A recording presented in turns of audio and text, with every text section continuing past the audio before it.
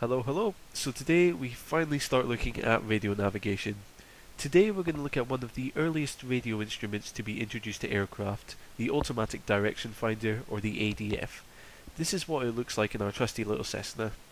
So what is it and what does it do?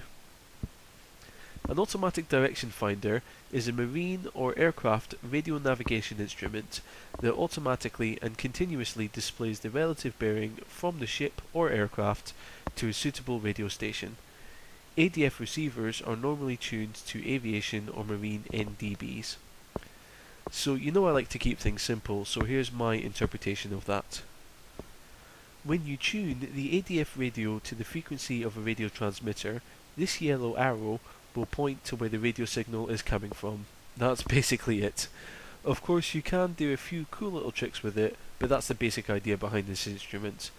Now there's something new I'm going to introduce you to, and that is a NDB. NDB stands for non-directional beacon. This is a radio transmitter which sends out a signal in all directions.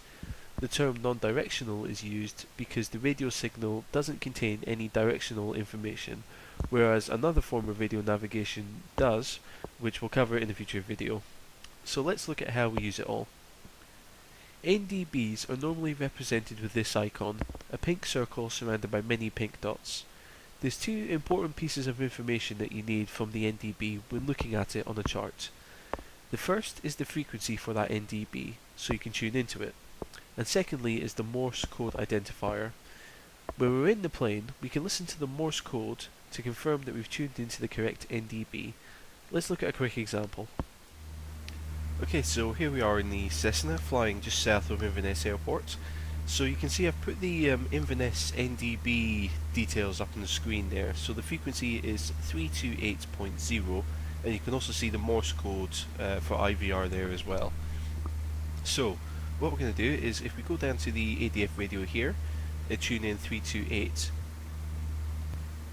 you should see the needle. We'll switch across there. So the airport is just to our left at the moment. You can't see it on the screen there, but it is there, trust me. So if we want to listen to the Morse code to make sure that we've connected, or that we've tuned into the right NDB there, if you come to the row of buttons at the top of the radio stack here, and then click on the one which says ADF, like so. Give it a few... I was going to say, you give it a few seconds, and then you should hear the Morse code beeps will sound to identify which NDB station you've tuned into. So I'll shut up for a second. There you go. So you could hear. It takes a little bit of getting used to listening to the Morse code, but once you've done it a few times, then you'll recognise the sort of the individual letters as they sound. So if we look again at the ADF indicator, so you can see that that will always point straight towards the NDB station, no matter what we do in the plane. So, for example, if we turn, like so, you can see the ADF needle is moving as well, because it will always point to the NDB station there. So you can see the airport ahead of us now. And then just as it comes past the nose of the aircraft, you can see the needle tracks it, follows it the whole way. So there's two ways that we can use the ADF to navigate.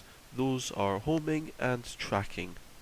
Homing involves turning the plane so that the needle is pointed directly ahead, 0 degrees on the indicator, and following the signal until you reach the NDB. This is the simplest way to fly, however it's not the best. If there's strong winds, for example, the plane would get blown sideways away from the NDB, and the plane would end up flying a kind of arc pattern towards the NDB. We can overcome this issue by tracking the NDB.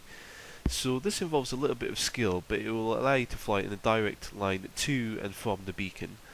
What I'm going to do is dedicate my next video to tracking using NDBs, because I feel like it would be better looking at it in more detail in one video. And also, I don't quite understand it yet. Shh, don't tell anyone. So hopefully I'll see you guys there. Thanks for watching, and I'll catch you later.